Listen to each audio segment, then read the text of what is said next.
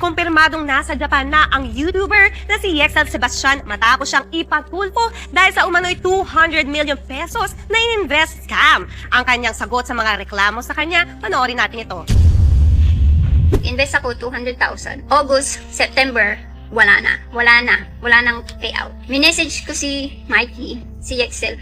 Tinatawagan ko si Mikey, hindi niya sinasagot. Tapos in-unfriend ako ni Mikey. Tapos si Yexel, binlock ako. Yung money na kinokollect nila is being invested to junket or casino junkets. So parang hindi sila naging transparent sa part na yun. So parang anong intention? Why you have to keep it from them? So parang ang intention is mga scam talaga or to entice people and sasabihin nila na negosyo nila yung pag-iinvestan. Hindi naging transparent sila Yexel sa mga investor na doon pala nila ilalagay yung pera. Hindi porket sikat, artista, magtitiwala na kayo blindly. May suggestion lang ako. Kasi ito si Yexel, good intention, bad execution din siya. Tapos yung Belo, ganun din, good intention, bad execution. Bakit hindi na lang yung Belo yung gumawa ng bahay ni Yexel? Hello po, ako po si Yexel Sebastian. Binabati ko po yung lahat ng mga tao na nagugutom na. Gabi na po, maghain na po kayo at magluto na po kayo na sa ganun po makakain na po kayo. Late na po nilang pinadala po yung kontrata. Then, nung Ano po nakalagay sa kontrata? contract of loan po. Then, nag-message po ako. Contract of loan? Opo. Bakit po loan? Kayo po ay maglo-loan sa kanila? Actually, sir, inas ko siya about doon. Kasi po, ang sabi niya, may kontrata po. Pero hindi po nila sinabi na contract of loan pala yung kontrata. Pag-uusapan natin ngayon, ukol sa isang kontrobersyal na isyu na kumakalat na ngayon sa social media, tungkol sa celebrity couple na sina Yexel Sebastian at Mikey Agustin. Ano kaya ang pangunahing depensa ni Yexel Sebastian ukol sa akusasyon laban sa kanya? Hindi na natin patatagalin ito, magsimula na tayo, panoorin ang buong video. Kumusta mga idol, mayroon naman tayong bagong chika sa inyo. Bago yan, welcome sa channel ni Mr. JV. Nagulat ang marami ng mabalitaan ang kontrobersyal na akusasyon laban sa sikat na YouTuber na sina Yexel at ang partner nitong si Mikey. Ayon sa mga ulat, daang-daang milyong piso ang umano'y nakuha mula sa kanilang mga investors, at ito ay umabot na sa 200 milyon pesos. Ayon kay Yexel Sebastian, may mga bagay na kinakailangan niyang linawin.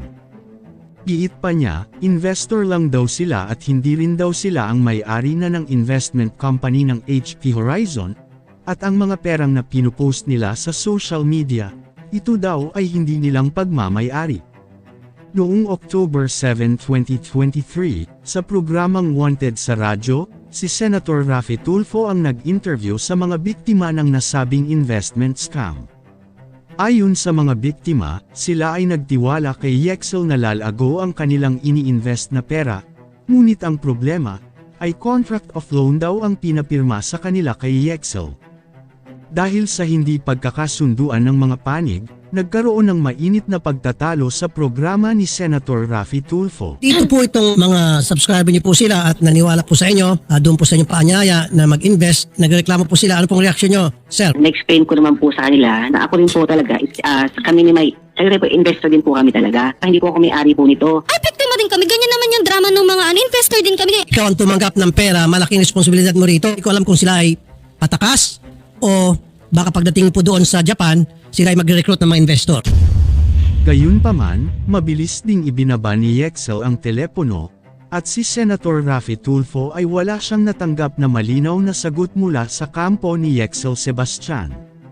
Ngunit mariin itong itinanggi ni Yexel na siya ang may-ari ng investment company. Samantala, nakumpirma ng Bureau of Immigration na nakaalis na ng bansa sina Yexel at Mikey, papuntang Japan. Ayon sa kanila, wala pang kaso na isinampa laban sa dalawang mag-partner. Sa kabila ng mga pahayag na ito, hindi pa rin nagpapatinag ang mga kritisismo mula sa netizens. Ang ilan sa kanila ay hindi naniniwala sa pahayag ni Yexel. Sa kasalukuyan, nagsagawa si Yexel ng isang post sa kanyang social media account. Ito ay dahil na rin sa patuloy na pambabatikos at pagbabanta sa kanilang buhay at sa kanyang pamilya. Sabi niya, siguro panahon na para ipagtanggol ko ang sarili ko at buo kong pamilya. Ayaw ko sana magsalita dahil kahit magmukha kaming masama at basura sa buong Pilipinas, ay tatanggapin ko may ayos lang ng malumanay at tahimik, pero kabaliktaran ang nangyari naging sobrang ingay na. Pati kaligtasan namin ay nalagay na sa alanganin, masakit makita ang buong pamilya mo, na umiyak para sa kaligtasan namin ni Mikey and Zyve. Kaya palagay ko ito na ang tamang panahon. April 7, 2022. Doon sumama kami sa ribbon cutting na naganap sa isang legit casino sa Clark, Pampanga. After ribbon cutting, nagkaroon ng malaking event kung saan, pinasalamatan ni Boss HP aka Hector Pantolana, lahat ng matataas na tao sa casino at iba pang casino branches. Legit ang junket, legit lahat ang tao, at legit ang operation. Hindi yan mapepeke ng kahit sino dahil hindi ka magkaka-branch sa isang casino na legal. Para magka-junket kung illegal ito. Yan ang pagkakaalam namin lahat, ayon sa nakita ng mga mata namin noon panahon na yon. Maraming saksi niyan at maraming tao ang nakita ako dyan at si Mikey. Isa lang kami sa participants noon gabi na yan, at alam ng lahat ng tao yan noon gabi na yon. Kayo mga idol, ano ang masasabi nyo sa chika topic natin ngayon?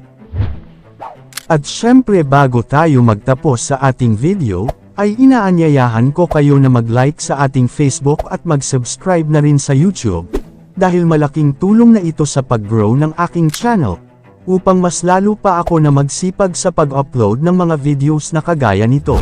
Hindi naman ako nagmamakaawa sa inyo mga idol, pero sana maawa na kayo.